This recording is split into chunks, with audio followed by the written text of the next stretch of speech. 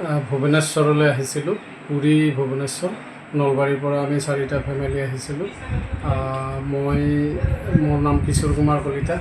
মোৰ লগত আহিছিল গ্ৰাম্য বিকাশ মঞ্চৰ সন্মানীয় সভাপতি পৃথ্বীভূষণ ডেকা, স্বেচ্ছাসেৱক চন্দন চক্ৰৱৰ্তী, চম্পক শৰ্মা সহিতে আমি ফেমিলি আহিছিলোঁ। আৰু ভুৱনেশ্বৰৰ পৰা আজি যাত্ৰা কৰিছিলোঁ SMVB 15512 নম্বৰৰ যিখন বাংগালুৰু কামাখ্যা এক্সপ্ৰেছ, সেইখনত আমি যাত্ৰা কৰি বাংগালুৰুৰ পৰা ভুৱনেশ্বৰৰ পৰা আমি মংগোলী নামৰ ষ্টেচনটো পাবলৈ 500 মিটাৰমান থাকোঁতেই মানে ট্ৰেকৰ পৰা গাড়ীখন B4ৰ পৰা B14লৈ এই ট্ৰেকৰ পৰা লাইনচ্যুত হৈ এটা ভয়ংকৰ দুৰ্ঘটনা সংঘটিত হ'বলৈ গৈ আছিল। কিন্তু সৌভাগ্য এইটোৱে যে ট্ৰেকৰ পৰা লাইনচ্যুত হ'লেও প্ৰায় 10টা ডবা আমি সৌভাগ্যক্ৰমে ৰেলচিৰিৰ ওপৰতে ৰৈ গৈছিল।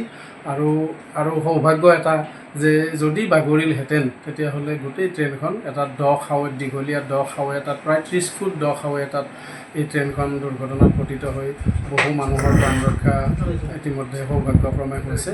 আমি ভগৱানকে ধিয়াইছোঁ আৰু আমি সেই স্থলীৰ পৰা আমি সুৰক্ষিতভাৱে পুনৰ ভুৱনেশ্বৰলৈ আহি ভুৱনেশ্বৰতে এতিয়া আবদ্ধ হৈ আছোঁ। এখন হোটেলত আমি ৰেষ্ট লৈ আছোঁ আৰু আমি আশা ৰাখিছোঁ যে কাইলৈ বা পৰহিলৈ আমি ইয়াৰ পৰা যাত্ৰা কৰিব পাৰিম। আজি আমি উৰিষ্যাৰ পৰা কামাখ্যা ষ্টেচনলৈ যাত্ৰা আৰম্ভ কৰিছিলোঁ SMVB 12551 নম্বৰৰ ট্ৰেইনখনত। আৰু ট্ৰেইনখনত গৈ থকা অৱস্থাত কিছু দূৰ যোৱাৰ পিছতে ট্ৰেইনখন লাইনচ্যুত হয় আৰু লাইনচ্যুত হৈ এক আতংকময় পৰিৱেশৰ সৃষ্টি হয়। সৰু সুৰাভাৱে বহুত মানুহ আঘাতপ্ৰাপ্ত হয়, যদিও ট্ৰেইনখনৰ ডবা সম্পূৰ্ণৰূপে বাগৰি নোযোৱা বাবে বহুত মানুহৰ জীৱন ৰক্ষা পৰে।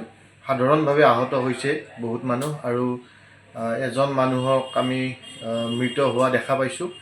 আৰু এটা আতংকময় পৰিৱেশ, তাৰে মাজতো বহুত যাত্ৰীয়ে ৰক্ষা পৰিছে। ভগৱানৰ ওচৰত ধন্যবাদ জনাইছোঁ আৰু আমি আশা ৰাখিছোঁ যে আগন্তুক দিনত ৰেল বিভাগে এনেকুৱা ধৰণৰ হ'ব পৰা দুৰ্ঘটনাবিলাকৰ ওপৰত গুৰুত্ব আৰোপ কৰিব। দুৰ্ঘটনাটো SMVB Bengaluru to Kamakhya express গাড়ীখনত আমিও আছিলোঁ। আমি প্ৰায় 10:57 বজাত ৰাতিপুৱা আমি ভুৱনেশ্বৰ ট্ৰেইন ষ্টেচনৰ পৰা আমি যাত্ৰা আৰম্ভ কৰিছিলোঁ আৰু প্ৰায় 30 কিলোমিটাৰমান গৈছিলে ট্ৰেইনখন। আৰু মংগোলী যিটো ষ্টেচন সেইটো পোৱাৰ 500 মিটাৰমান আগতে ট্ৰেইনখন লাইনচ্যুত হৈছিল। আমি B4 কোচত আছিলোঁ, তাৰ পৰা B14লৈকে আটাইকেইটাই মানে লাইনচ্যুত হৈছিলে। আৰু ইয়াত হাহাকাৰময় পৰিৱেশ সৃষ্টি হৈছে আৰু প্ৰায়ভাগ যাত্ৰীয়ে অসমৰ, যিহেতু কামাখ্যা ষ্টেচনলৈকে ট্ৰেইনখন যাত্ৰা আৰম্ভ কৰিছিলে। ইয়াতে ৰেলৱেৰ বিভিন্ন সুৰক্ষাকৰ্মী ইতিমধ্যে কিছু সাহায্য আৰম্ভ কৰিছে। গতিকে অসম চৰকাৰে যাতে সকলো যাত্ৰীক সুৰক্ষিতভাৱে মানে ইয়াৰ পৰা নিৰাপদে লৈ যাব পাৰে তাৰ কাৰণে ব্যৱস্থা গ্ৰহণ কৰাটো অতিকৈ প্ৰয়োজন। আমি ৰাজ্য চৰকাৰক সেইটোৱে অনুৰোধ জনাইছোঁ।